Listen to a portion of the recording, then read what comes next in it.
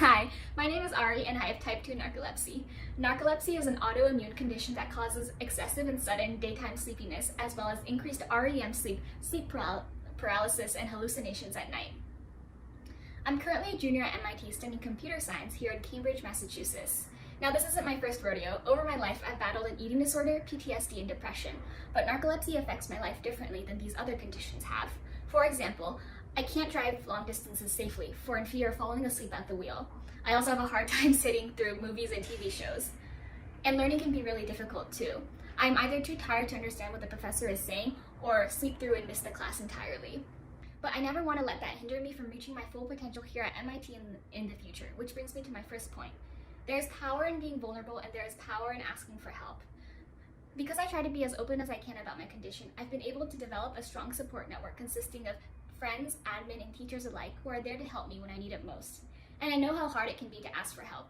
It took me years to get my family to accept my health conditions and get me the treatment I needed. But in taking a stand for yourself, you're also taking a stand against disability stigma. Speaking of speaking out against stigma, there's someone I want you to meet. This is Pearl. While I don't have the lifestyle or resources for an actual emotional support animal, Pearl serves a similar function.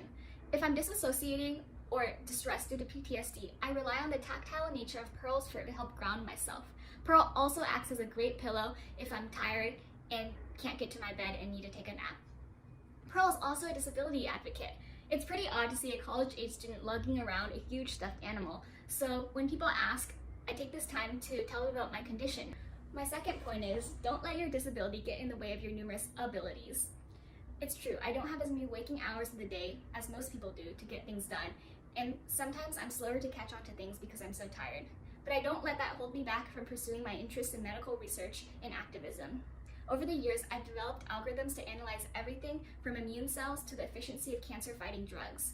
This summer, I developed software that assists doctors in patient diagnoses at LA hospitals. And this upcoming year, I received funding from our CS department to pursue my own research proposal centered around medical imaging analysis. And on the activism side, a group of Harvard students and I help teach incarcerated individuals in the Massachusetts area. In the future, I really want to go to medical school. My dream is to become a gender reaffirming surgeon for transgender patients. I'm pretty nervous about telling my story today because there's still a huge stigma in the medical community surrounding doctors with disabilities. And what if patients see this and think, I can't go through long operations because of my condition? I'm here to tell those people that I can, as long as I put my heart and mind into it. After all, I wouldn't be where I am without my disability. This is how I live in the limelight.